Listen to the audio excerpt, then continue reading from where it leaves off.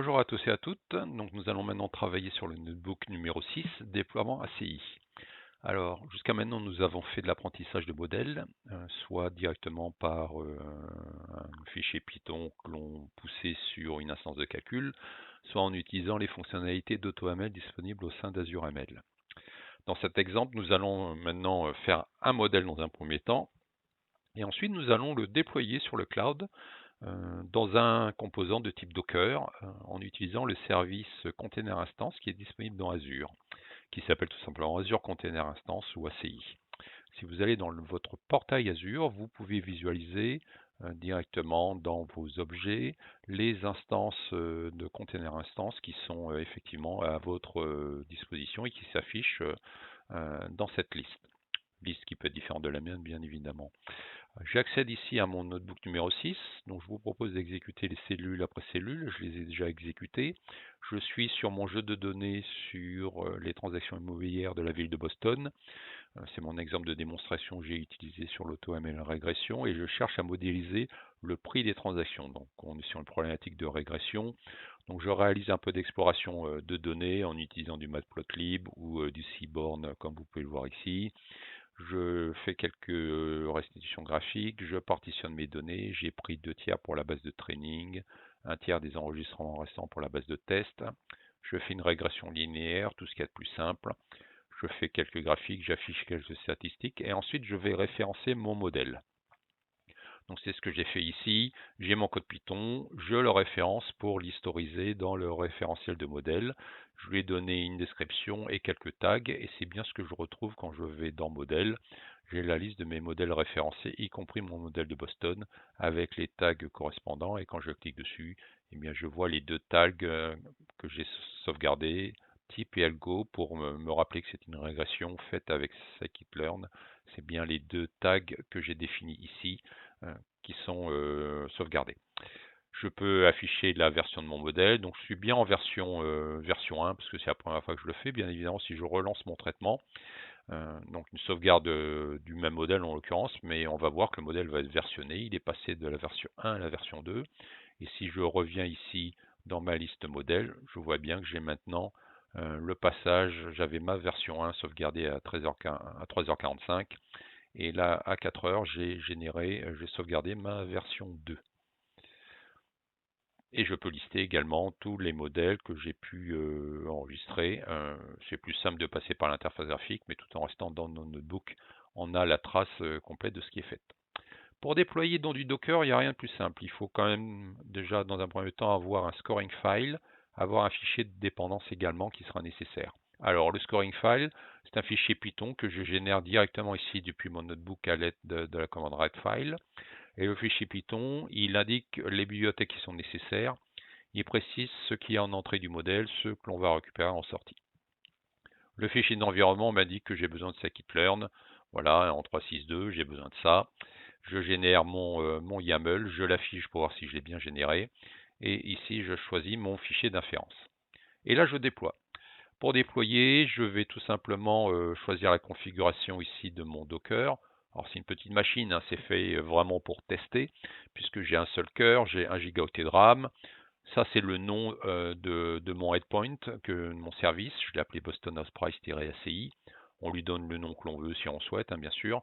Et ça, il faut attendre, patienter quelques minutes. Ici, il m'a fallu à peu près 9 minutes pour ce faire. Et j'ai créé mon service. Créer mon service, ça me permet d'avoir le service qui se rajoute si je vais dans la liste de mes instances de containers. On voit que je l'ai rajouté effectivement ici. Je suis bien dans le ressource group que j'avais créé au tout début du workshop. Et mon instance, elle est disponible ici. J'ai commencé à faire quelques tests. Donc j'ai mes données de télémétrie qui sont automatiquement affichées ici en termes de mémoire, de CPU ou de réseau. Et je peux également aller dans le studio d'AzureML, qui est l'interface pour les data scientists. Et je peux voir dans la rubrique Endpoint, c'est là où je vais voir les modèles que j'ai exposés. et pour lesquels j'ai des endpoints. Donc je peux visualiser mes modèles que j'ai exposés dans du Docker via le support d'ACI, mais si je déploie dans AKS, et on le verra un peu plus loin, je verrai les endpoints de mes modèles déployés dans AKS, qui est le service Kubernetes d'Azure entièrement managé dans Azure. Donc le headpoint, on va le laisser se rafraîchir, mais voilà, il devrait apparaître ici dans quelques instants. Et à partir de là, je peux avoir des logs, je peux afficher un certain nombre d'informations, je récupère le headpoint ici directement. Et là, j'ai un petit exemple où je pourrais exécuter cette cellule. Je vais générer un JSON de test qui contient les variables explicatives de mon modèle. Alors au format JSON, puisque c'est du JSON qu'on va véhiculer. Et ici, je vais pousser mon JSON sur mon service déployé. Et je récupère la prévision ici qui est à 30,13. Alors si on souhaite voir combien de temps cela prend, je peux rajouter un % time. Voilà, ça va prendre quelques millisecondes, effectivement 9 millisecondes pour l'appel du web service ici. Et en CPU time, on est à 3,56. Et là, je récupère le résultat de mon modèle de forecast, de régression en l'occurrence. Et là, je peux faire un deuxième test. J'ai des valeurs un tout petit peu différentes dans mon fichier d'entrée au format JSON. Et là, j'ai le résultat de la prédiction. Si je reviens ici, là, je devrais avoir mon endpoint qui s'affiche. Voilà, il est là. Et il est bien déployé en ACI. Si je clique dessus, eh bien, bien évidemment, je vais avoir des informations sur le modèle déployé. Il est déployé dans du Docker, dans de l'Azure Container Instance pour être précis. Il est healthy, c'est-à-dire qu'il est opérationnel. J'ai le rappel du headpoint ici. Je peux ici avoir le headpoint pour le consommer. Et pour le consommer, je peux tester au sein de mon notebook. C'est ce que j'ai fait ici. Si je reviens ici et que je change cette valeur de 16, je la mets à 18. J'exécute de 31,74, je vais maintenant avoir 31,82. Bien évidemment, j'ai changé les données en entrée, le reste de la prédiction est modifié. Mais je peux aussi tester avec Postman. Donc ici, vous avez un petit exemple qui permet de faire cela. Et donc si vous avez un client Postman, vous avez votre endpoint, votre body avec les données explicatives en entrée, le header avec le content type en application JSON pour véhiculer du JSON. On n'a pas mis de clé ici dans le cas de cette démonstration, mais bien sûr on peut mettre une clé pour consommer, être habilité à consommer l'API.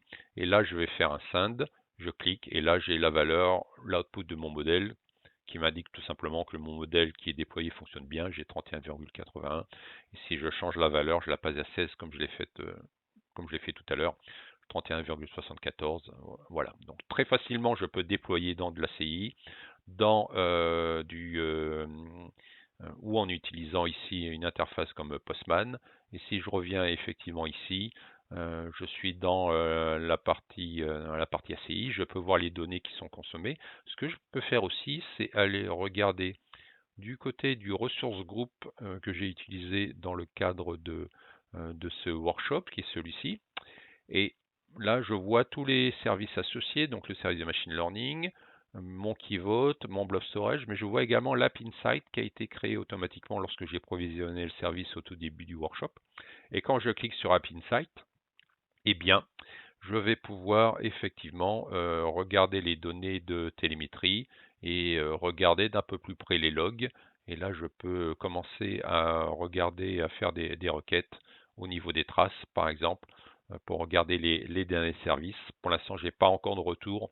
Il faut patienter 2-3 minutes le temps que ça réalimente dans App Insight. Mais d'ici quelques instants, eh bien, effectivement, vous aurez la traçabilité effectivement de vos appels des modèles déployés directement au sein d'App Insight. Il y a un petit délai de 2-3 minutes à attendre avant que ça remonte au sein d'App Insight.